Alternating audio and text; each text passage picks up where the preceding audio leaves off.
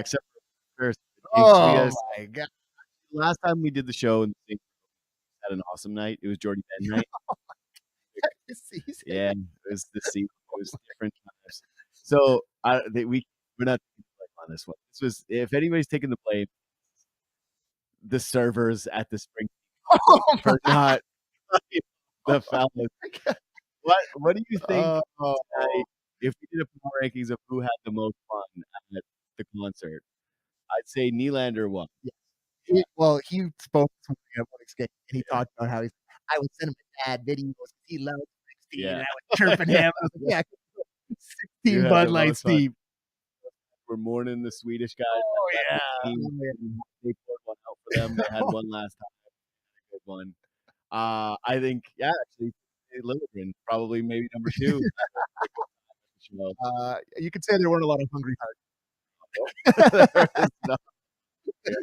They were not born to run. That was tough. More of a Thunder Road situation. This was.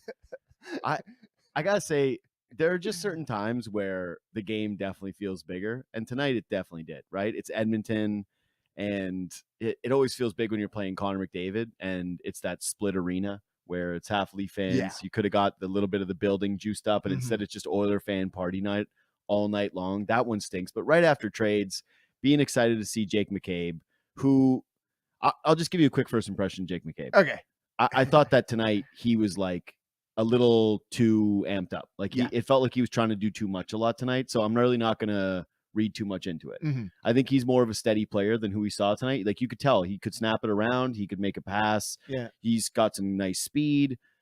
But yeah, there were just, I don't know, 3, 4, 5, 6 plays tonight where it just felt like, oh, he's trying to jump up and make a hit that isn't supposed to be there. Oh, he's rushing a play. Oh, he's trying to jump up in the rush. It was just a little bit too much for McCabe. Yeah, no, I think that's probably pretty natural. Yeah. To go from a team where you are very bad and playing for nothing, and then a team that's really serious about making a run for the Stanley Cup. Yeah. Trades for you and is like, hey, we think you are worth a first-round pick and a second-round pick. We're going to bring this other guy, Lafferty, and we're going to, put you into our top 4. I think it's pretty natural for a guy to want to just go out there and hit some people and make some plays. Like he was jumping up. He was a centimeter away from actually scoring a goal off a really nice pass from Matthews. So I think that's probably pretty natural for him. But yeah, I wouldn't say it was a 10 out of 10. He looks the part though, eh? For sure. Like I'd say he looks like a solid, capable top 4 NHL defenseman. Yeah. Snaps the puck out, pretty responsible, like his gap control. Like I would say that, I'm comfortable with how he looked tonight. I wouldn't say he had any howlers or anything. Like he wasn't brutal, but he definitely looked like he was pretty juiced up to try and make an impact. Yeah. Which you understand. You get that. He had the one play I really didn't like. Which one? Only kill. Just kind of flubbed it up the middle. Yeah, but then he made a great kick save after that. Yeah. Oh no, that was after. That was off the draw from O'Reilly. He had one where it was a little bit rushed and he kind of bobbled it. And then Sam Lafferty, I loved him. The only thing about the game I like tonight, listen, I know that there's probably people in the comments right now going like, talk about how they sucked. Yeah, obviously, we're going to talk about how they sucked. There's really nothing else to say about it. But yeah, we got a first look at Lafferty as a Leaf. And to me, anyways, the only line that was pretty consistently solid through the game was the fourth line. They had a really awful first shift. They got hemmed in. They almost gave up a goal. And from that point forward, Lafferty's speed to me just really sticks out. He's not afraid to wear one in front of the net. He was just kind of standing there battling all night long. He doesn't really give up on plays. And yeah, I thought that the Zach Aston Reese, Lafferty, Achari line had a little bit of personality. I honestly liked it. For sure. I just want to make sure we're on the right setting here, boys. Just make sure that we got this going on here. Yeah. So we just got a text. Just want to make sure we're sounding all right. Yeah. I think that the encouraging part about this egg that was laid by a lot of the top guys tonight for the Leafs is that the new guys came in and looked kind of what they were supposed to look like. Yeah. Especially Lafferty. And I made fun of you. When was that? Like 4 or 5 shows ago when I was talking after the Patrick Kane hat trick. And I said that he's basically just Joey Anderson, which, in retrospect probably wasn't the greatest take, even though he's wearing number 28 tonight. Yeah. Poor Joe. I thought that he really popped, like with his speed, impact, heaviness, there's size, went to the front of the net a couple times. Like he, to me, looks like a playoff type player that is going to be a good contributor in the bottom six. Yeah. Like he made me immediately be like, oh, this guy's just basically grittier Engvall. Yeah. Like immediately. Like it's like he skates just as fast as Engvall, goes in a straight line, has some puck skills. Like he just looked like a good bottom six player that they have for this year and under contract for next as well. So I was impressed with Lafferty. I would say it was an impressive debut for him. I know that Aston Reese is someone they like as a clock killer type guy. Yeah. Good defensive player. But I'd actually like to see a little bit more skill with him and Achari. Yeah. Just because I thought tonight with his speed and his ability to stay in front of the net and Achari's kind of attention to detail, winning play, like he just smart player. It'd be nice to have one other guy with them on that fourth line with just a little bit more skill because Zach Aston Reese is just a little bit hands of stone. Yeah. I don't even mean like a guy who's going to score goals or whatever. Yeah. Just someone who can make a pass, like make a nice entry, something, just a little bit of offensive touch. And it feels like Aston Reese is kind of the dead last guy for that. There might be a guy that's playing for the University of Minnesota tonight that could factor into that come playoff time. Tough to put him on a line like that, though. I don't think it is. Well, you're not going to put him in your top six. Yeah. Like if he's going to be coming in here, he's Matthew Nyes, by the way. Obviously, if everyone's watching this knows what I'm talking about. But like, to me, you're not putting him in your top six, and you're going to put him with two guys that are hard skaters, that work hard, capable guys. Like I could picture him mixing in with those guys in the bottom half of the lineup for sure. Like you don't think he's going into the top six? No, I don't. I could see him getting the top six to start his career. I could see them just doing the whole thing of he gets a couple minutes now that the lines get shuffled, because that's the other story of tonight. Yeah. Again, Totoso. I said and I guess this isn't too much of a take, but I did say that this is going to be the strategy. Get him comfortable, and the first time you have a horrific game, shuffle the lines. Yeah. And now from here on out, it's more going to be point of curiosity to me is like you have all these guys who can play center. You still can sort of load manage Tavares. Do you now go into Calgary on a back-to-back and say, no, like now we're doing the playoff lineups. We're pretty pissed off at the way we played tonight. This was a really bad effort. Yeah. We kind of got embarrassed start to finish. Yeah. Now we're going to try to give you a little bit more of a playoff look, or do you just go back and say, it's not time yet for us to try to break glass on figuring that out? Well, it feels like maybe now is the time to do it. Now is the time where we see the 3C. Yeah, and I think when it's the second half of back-to-back, you can kind of convince everybody that you're making these lineup changes because it's, quick turnaround and you kind of put new guys into the lineup. I'd be telling those guys, you guys aren't playing a back-to-back. Well, you're playing one night this week. Well, we're probably going to see tomorrow. We're probably going to see Gustafsson into the lineup. We're probably going to see Luke Shen into the lineup. Liljegren. I mean, we don't know what's going to go on with him, but I guess they probably started shuffling the lines around the 15-minute mark in the third period. So, and from the time they put Lafferty, O'Reilly, and Kerfoot together, they had some moments where it looked like it's like, oh, these guys seem to have a little bit of chemistry, and it seemed like a good mix of guys. And Louis DeBrusk talked about it on the broadcast that these three guys kind of gives you a little bit of everything, bit of speed, passing skill, defensive, responsibility. To me, that's a line, and you're working off of nothing. You've never seen any of these guys play together. You have to take those little bits of things you see in terms of chemistry. And if I'm Keefe, I saw that, 5 minute, 6 minute stretch. I'm 100% going into tomorrow night with that lineup. Yeah. I've obviously been pretty critical of Kerfoot throughout his tenure as a Leaf. But that's always been because one, of the trade he was involved in, and two, that he makes $3.5 on a team that just, they're not budgeted for Alex Kerfoot to make $3.5 million bucks.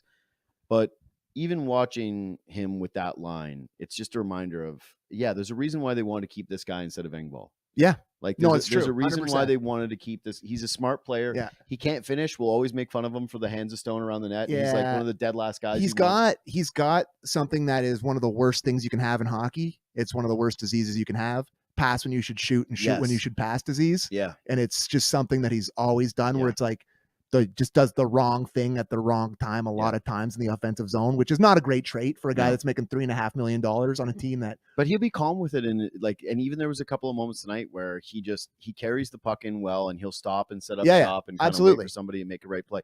He's another guy who can be strong on pucks and is just like a hungry player. Listen, there's a reason, a very clear reason they chose. And listen, I know the trade deadline's Friday, so we may look stupid saying that they kept him. Maybe he is part of something that going out the other way. But to me, he's a guy that they obviously like in the room.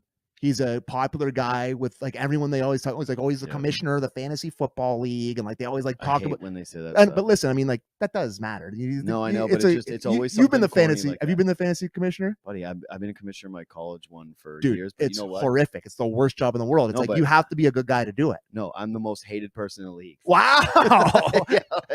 Wow. 100%. You're Gary Bettman. You're just just making the worst divisions. It's just like every complaint comes through me, and I'm tired of 15, 20 years of grinding. I get that. I get that. So I'm in a different mode. Anyways, I think there's a pretty obvious reason that they chose Kerfoot over Pierre Engvall. Like he's had moments in the playoffs too. Like I know he did the dumb crap last year with the turnover and the penalty. And like it's funny because if he didn't have those two moments, it would have been a good. It would have been a good 7 games for him. A good run for the Leafs. But like he has had moments in the playoffs where he's shown a little bite and like he's got a little bit of grease to his game, which Engvall never did. Like so I think that's pretty obvious why they chose him. So anyways, I just think that's a good line. I think that line could work. Yeah. I don't really know what else to say about how they dogged it tonight. Like I just thought, Sis, you can run the pack that you put together because we let our boy David Sis, our producer on the show, kind of just compile some lazy plays. Yeah.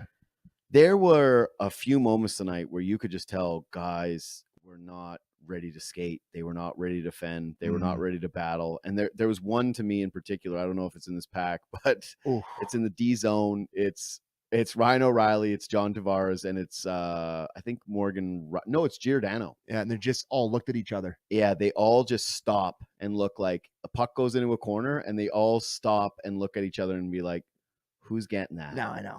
And the Oilers go and grab it, and they've got 3 guys low.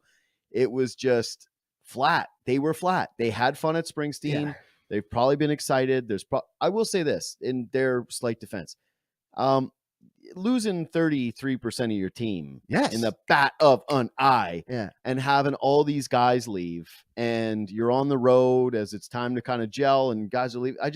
I could see there also being a bit of emotional roller coaster here. The media's all fired up. The fan base is fired up. You're having all these interviews and scrums and you're trying to welcome the new players, but also you're right. Comfort some of the guys that are leaving. You can't discount that. Yeah. And I know it's you want to be really pissed off about this loss because we're sitting here together quite sour. I think I used up all my being pissed off about the game. I was very sour for a lot of moments during that game, but when you zoom out and look at it that way, it's true. Like, listen, we say what you want about them trading away Pierre Engvall and Rasmus Sandin, who are both guys that we talked about all year that they should trade, by the way. And I know you've talked about that on your podcast. Sandin is the tighter guy in the crew. But like, listen, they were very good buddies. Same with Liljegren. Like they're all tight guys. It's like more so Sandin than for sure. But like I'm just saying with Liljegren and Sandin and Sandin and Willie Nylander. Yeah, I know. That's a big 3 guys. It's a big thing to like lose buddies like off your team. Like I get that. Like they still listen. You can be sad and not play like they played tonight. Yeah. Tonight there was a lot of puck watching. It was a dog effort, and it sucks because I mean I'm really glad I'm sitting here and not having spent. Listen, I did on Real Kipper and Born today. We talked about like what was going to be like to get into the building, what a ticket would cost. And I was looking on the secondary market. Like it was like close to $300 to get into the upper bowl tonight for 1 ticket. Yeah. Like lower bowl tickets we're looking at secondary market, looking at close to $1,000. Yeah. And it's like you spend that money, you go there. Like I would be leaving there stomping mad. Like over-under fights tonight in that building. Like the benefit of that is that the good thing about actually a game like that, normally where there's more fights, is when it goes into like overtime. Yeah, they're kind of like, and then there's talking trash back and forth. You could have just left tonight. No, it's not even so much the leaving. It's just more like when you're just piling on, you're kind of like, there might be the one person from being a lot of these games drunk. Well, I've also done a lot of Leafs road games. Like, I used to live out west, and so like I've been at Canucks, I've been at Oilers, and I've like lived in Ottawa for a lot of time. Been at a lot of these road games. I used to do a yearly trip down to Bell Center, like all through university and years after with the fellas. I find that the games where it gets the rowdiest are the close ones, not the That's blowouts. fair. And listen, like probably by the end of this game, if you're sitting in the section with like the Leaf fan or the Oiler fan, and they're just by the end of it, like, good. You know what's good huge? Game. You know, it's like I know you hammered me, and like you're whatever. Like you're right though. It's not as tense. It's not as tight and tense. You know what's really big for no fights? You can't leave the building and go smoke cigs anymore. Oh, yeah. That's a crime. It is, but that's where that's the fight that's zone. An absolute crime. That's where somebody says, like, "Oh, you're burning me for." No, just all of a sudden there's somebody just that gets sucker punched in the cig galley. Like we got bring back. Like, make cigarettes cool again. Let people go out and smoke a dart. Like, come on. So anyway, listen, you're talking about the right guy, like who loves a cig at a game. But we were talking about fights. You want to talk about poor old Haller? Wait, one last thing. Okay. Just to close the point on feeling sad about your buddies leaving. Yeah. Didn't seem to affect the Oilers, and they lost Tyson Barrie, who's like also their top guy in the room, and Connor McDavid's best friend. And guess who was the best player on the ice again tonight? Mr. I scored 2 goals every night. Connor McDavid. I'll tell you this. Matthias Ekholm sure looked pretty damn good, pretty comfortable in that lineup. And 2 is McDavid didn't really seem to be crying too much about his buddy. And I never had a moment of confusion being like, either of him or Matthews could have been the I was going to say, scrub the internet for any Matthews McDavid takes. Matthews knows that people try to market this as like Matthews versus McDavid, right? Ugh. Listen, do you want to do the Matthews conversation here? Or where was the only Matthews conversation I have tonight is like, where the hell was he? Yeah, he had a couple moments where it looked like he had that one dash into the zone where he like stripped the puck and came around the net flying around with that stride. And he has little flashes of what you expect from him, but it's just not consistent that it used to be. And I don't know what's happening.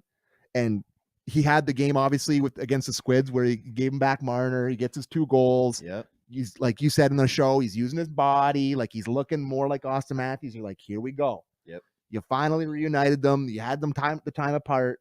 And then he just kind of went back to quiet night again. Mm-hmm. So I don't know, man.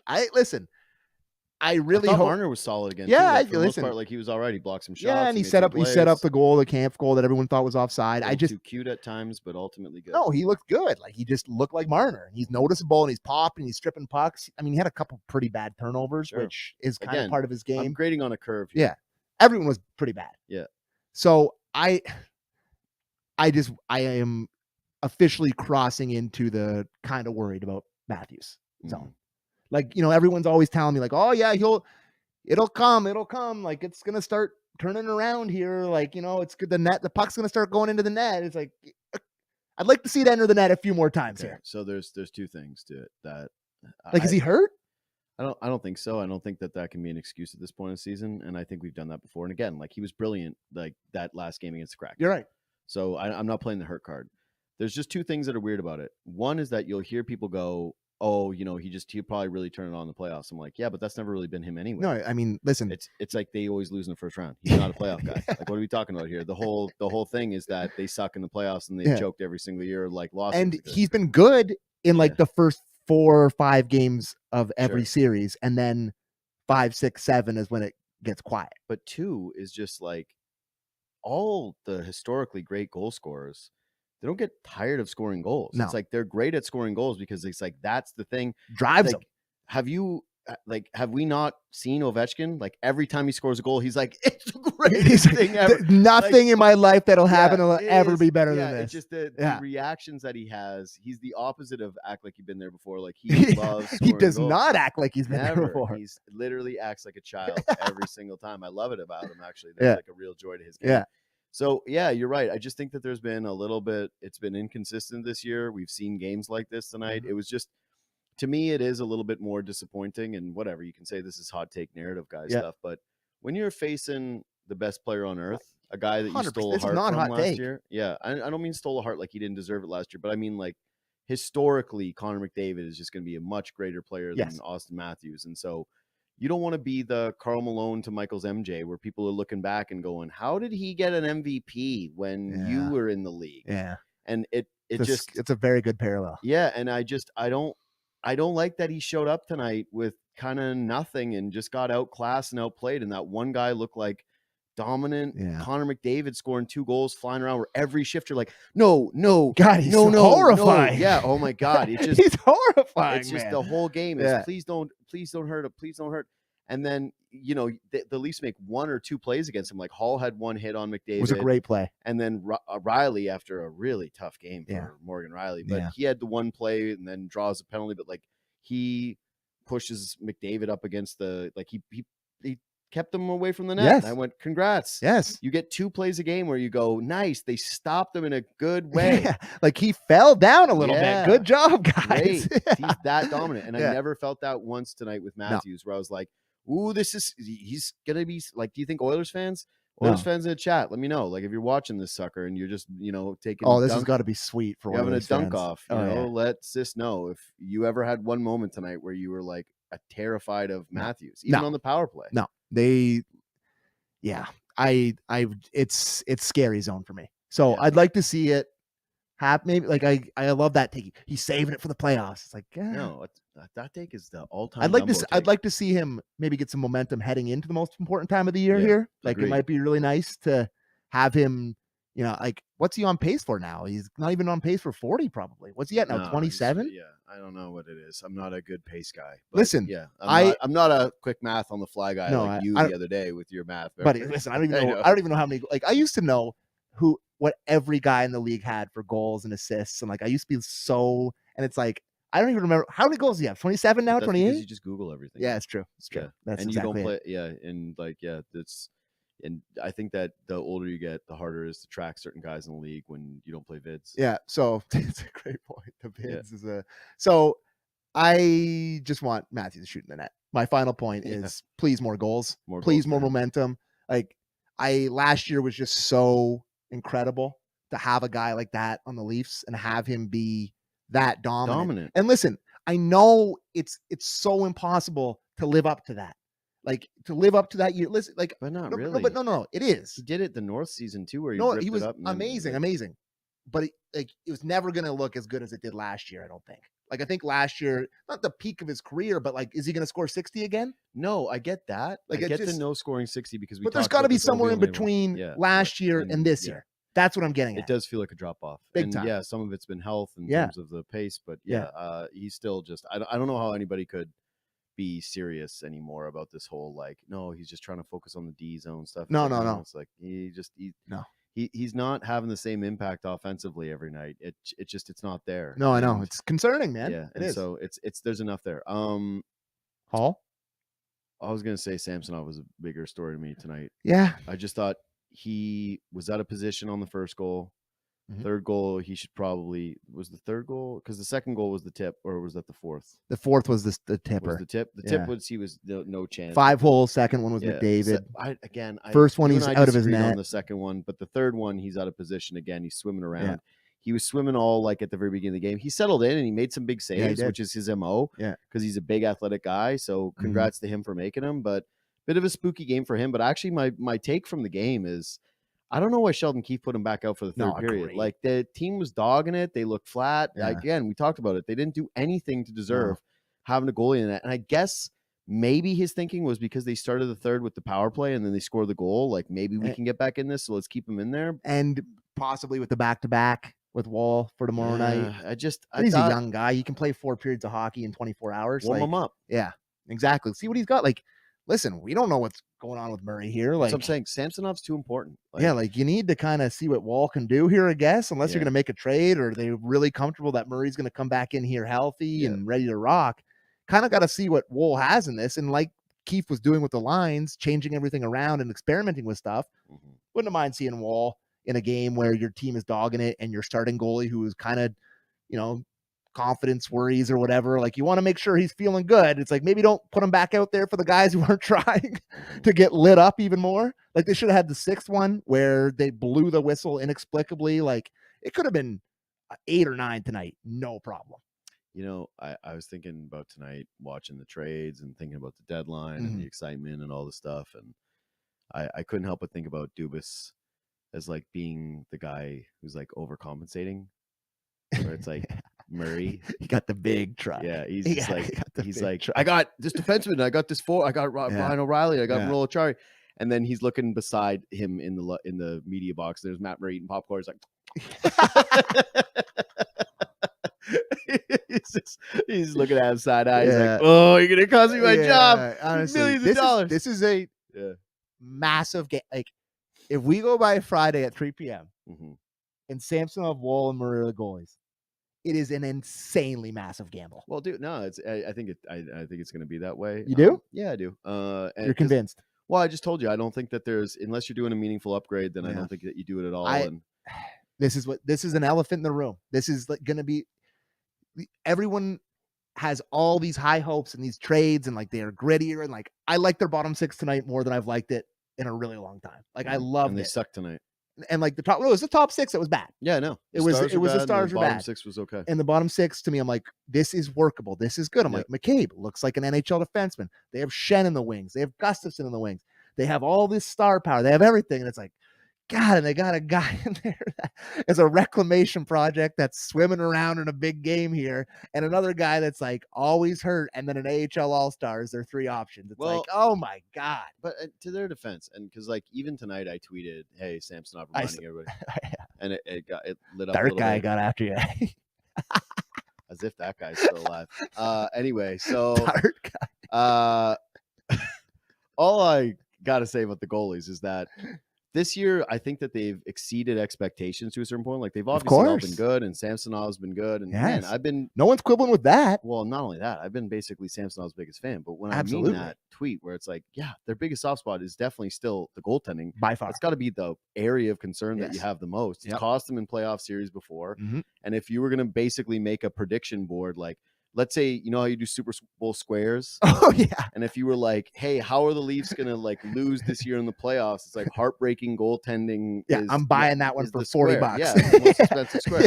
So just like, yeah, of course it's going to be that way. And every time, you know, this is, I can't remember who said this take once. I heard it and I was like, damn, that's the best. It's like the regular season, we just use it as the testing ground for like all the things that could go right, but also all the things that could go wrong. Yeah. And so there, no more than anyone, when Samsonov has a bad night, people go like, that could happen. Yes. In a game that matters, and they get spooked. And I thought that tonight, again, tonight matters. In front of him was dreadful. Yeah. It's hard to blame him too much because they didn't really give him any goal support, whatever. Yeah. But I actually thought that he put him in a hole early. But it's a chicken and the egg. Yeah.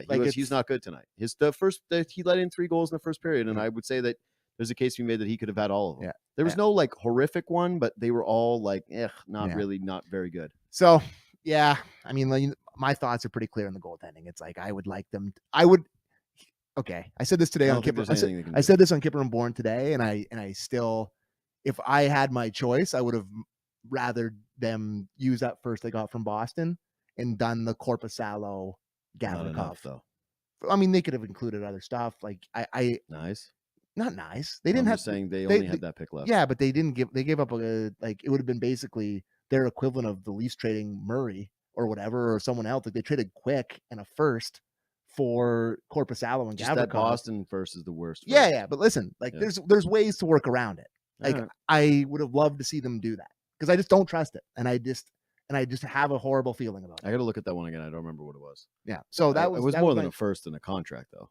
I don't think it was much. They didn't trade 2 guys for a first round pick. They were both rentals. Yeah. So I think you can look it up. We have the technology here. We do. I just didn't want to reach over and grab my phone, and also I didn't want to be wrong. Okay, so let's keep it moving there. Yeah.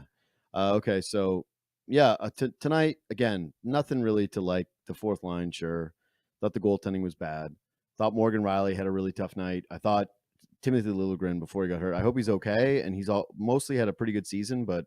Yeah, you were saying it. Last change tonight really hurt him, and it just felt like he was out there against Leon O'Connor all night long, and it was just the poor kid was getting barbecued. And yeah, the top 6 guys were really bad. I don't know if I have much else from this game, to be honest. Okay, I'm just looking up because I was going to say that if I look at this, the line shuffle, is that the lines that we want to keep? That's basically it. So just going back to what we were talking about, they got Gavrikov and Korpisalo for Quick, a first round pick that's conditional, and a third round pick in 24. Yeah, it's pretty light.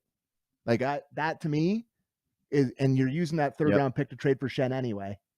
To me, that would have made a lot more sense. And I love Luke Shen. I've been saying bring Luke home for literally 2 years. It just to me, this is too big a gamble. So we'll see. We'll see. Maybe you look like the smartest guy in the room, but to me, it's a big gamble. Anyways. Kyle Dubas, you hear that? After he's just like 33% of your roster traded, all these I was gonna say, after he's had the most exciting deadline since I was like in high school, and I'm like, more, I'm mad. Boo-hoo. Anyway, subscribe to the podcast, leave 5 stars. We're back tomorrow night against Calgary Flames. This is fun in person, buddy. Yeah, no. Oh, yeah. We're back tomorrow night, and then Saturday Canucks, and then Friday tons of deadline coverage. I've got Paul Bissonnette in studio. So do you. So do we. Double biz. Yeah, double biz on 2 different shows. So let's see what the podcast ratings are. And who likes, having the biz on. And I got BX that day too. Nice. And tomorrow, Myrtle on doing his weekly hit with me. And nice. Yeah, Haley Salvian and Bismack Biombo for you Raptors fans out there. Oh my God. Fans. But he's honestly one of my. I got 2 days, back-to-back days of biz. Can I tell you something that Bismack Biombo, his year here, I will always say is one of my favorite Raptors of all time. Yeah, Bismack Biombo, that the stuff on Dwayne Wade and then standing over him was one of my favorite moments as a Raptor fan of all time. I already talked to him about the 26 rebound game. Oh my God. Electric. I was like, that game made Raptors fans believe. Oh yeah. I was believing, buddy. Yeah. God, I hated LeBron in that moment. So he was just like flopping around a lot. Of course. This LeBron flopped Corn so King. hard in that series. Anyway, subscribe to this podcast, leave 5 stars, hit the thumbs up on the old YouTube page if that's what you're doing right now, watching it. And if you see it out on Twitter and you like the show, share it. You see it on Instagram, do the same thing. Tell your friends, tell your family, do whatever. Leafs Talk, JD Bunkis, Sam McKee. We'll see you tomorrow night.